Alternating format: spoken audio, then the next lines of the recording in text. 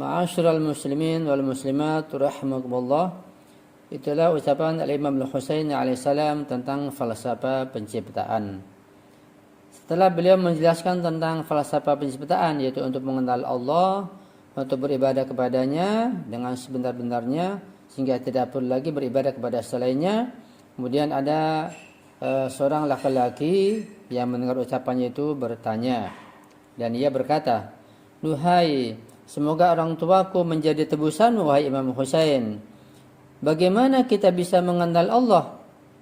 Kemudian Imam Husain alaihissalam menjawab dan berkata, "Ma'rifatu ahli kulli zamanin imamahum alladhi yajibu alaihim ta'atuhu." Yaitu bagi setiap masa umat, mereka harus mengenali pemimpin mereka sendiri, yang mana kepatuhan padanya adalah wajib bagi mereka. Jadi kita melihat bahwa Imam Husain alaihissalam menganggap mengenal pemimpin yang adil adalah cara yang tepat untuk mengenal Allah Subhanahu wa taala. Di sini jelas ada hubungan yang erat antara pemimpin yang adil dengan mengenal Allah Subhanahu wa taala. Dengan kata lain bahwa pemimpin yang adil itu menjadi mediator, menjadi jembatan yang sangat bagus dan kokoh untuk mengenal Allah Subhanahu wa taala. Betapa pentingnya pemimpin yang adil. Dan sebaliknya, pemimpin yang zalim, pemimpin yang diktator, pemimpin yang fajir, yang ahli maksiat, bukan saja tidak mungkin mengenal Allah atau menjauhkan dari mengenal Allah, bahkan mereka akan menjerumuskan umatnya dan bangsanya kepada kemaksiatan, kepada kedurjanaan dan kemungkaran.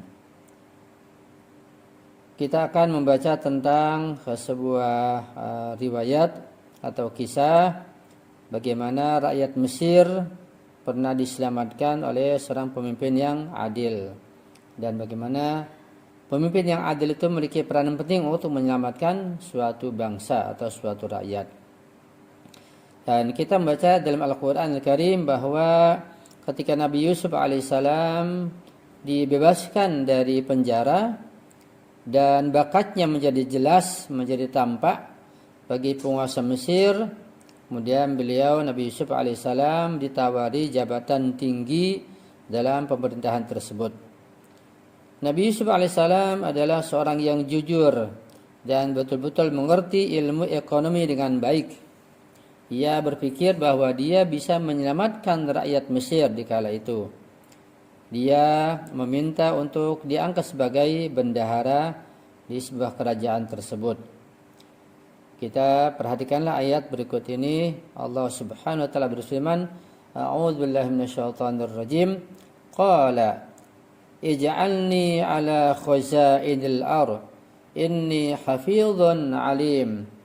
Nabi Yusuf alaihissalam berkata, "Wahai raja, jadikanlah aku bendaharawan negara Mesir ini, karena sesungguhnya aku adalah orang yang pandai menjaga lagi berpengetahuan."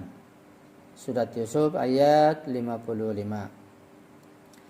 Nabi Yusuf alaihissalam jelas dengan pengetahuannya yang dalam tentang ekonomi dan bisa menyelamatkan negara dan rakyatnya, dia terang-terangan meminta kepada raja agar diangkat sebagai bendahara, ya, sebagai menteri ekonomi di masa sekarang ini. Kemudian dia menjalankan urusan negara dan memimpin rakyat Mesir dengan selamat, melewati tahun-tahun kelaparan dengan cara yang berhasil sedemikian rupa hingga Al-Quran menganggap dia adalah salah satu pemimpin terbaik manusia di masa itu, sehingga Allah abadikan dalam Al-Quran Al-Karim. Nah, ini contoh dan pelajaran buat kita. Apabila ada di antara kita yang betul-betul mahir, pandai, mendalam dalam suatu hal, suatu bidang, dalam ilmu kenegaraan, ekonomi, politik, atau salah satu cabang dalam pemerintahan, maka dia diharuskan menawarkan dirinya untuk memilih jabatan yang dia inginkan.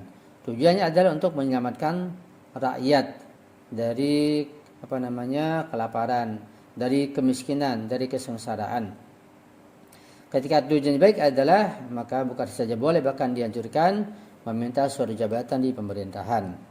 Karena kalau tidak maka akan menjadi pejabat adalah orang-orang yang durjana, orang-orang yang ahli maksiat, orang yang koruptor, yang rakus pada dunia dan materi. Dan ini akan menghancurkan suatu bangsa dan suatu negara. Karena itu kaum muslimin dan kita semuanya harus bekerja keras, harus serius dalam mencari ilmu sehingga kita bisa menjabat dan menduduki suatu kedudukan atau jabatan di suatu negara untuk tujuan menyampaikan rakyat dan membawa mereka kepada kesejahteraan dan keadilan sosial di seluruh negara tercinta ini. Kemudian kita akan menjelaskan suatu tema bahwa seorang penguasa yang adil itu sangat layak untuk dihormati. Ada banyak hadis yang menekankan perlunya menghormati seorang pemimpin yang adil. Dan di sini saya akan menyebutkan sebagian dari hadis tersebut yang datang dari Rasulullah Shallallahu Alaihi Wasallam. Rasulullah bersabda, "Waqiru as-salatina, wabajjiluhum, fa'innahum izzullahi wa dhilluhu fil ardh, idza kanu udulan."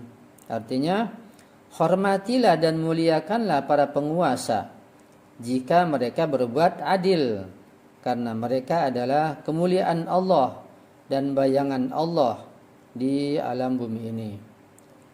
Dengan jelas Rasulullah menyatakan bahwa kita harus dan wajib menghormati para penguasa, tapi idza kanu udulan, jika mereka adalah orang-orang yang adil, yang jujur, yang bela rakyatnya, bukan karena mementingkan dirinya sendiri atau keluarganya atau kelompoknya.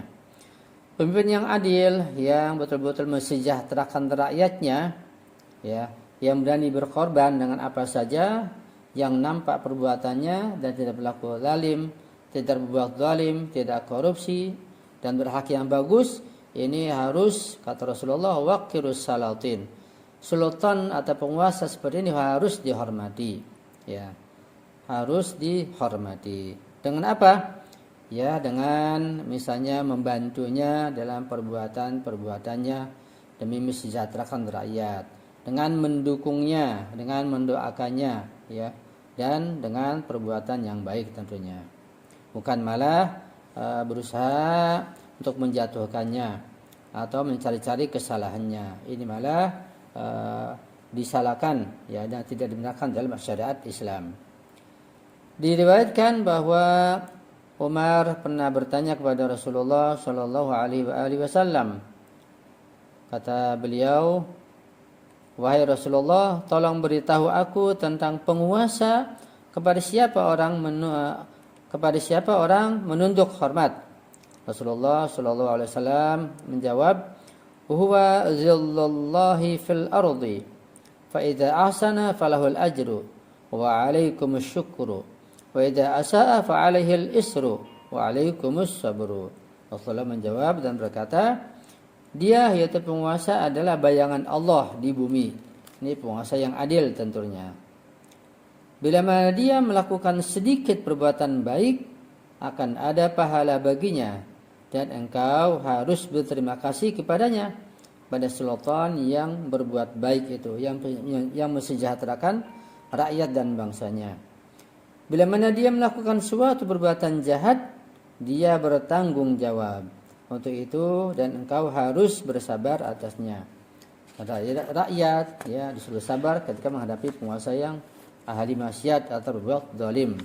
Kalau pemerintahnya berbuat adil, berbuat baik, mensejahterakan rakyatnya dan tampak tingkah laku akhlak dan perbuatannya, maka harus dihormati, harus didukung, dan itu ada sebagai suatu kewajiban yang Rasulullah SAW perintahkan kepada kita semuanya.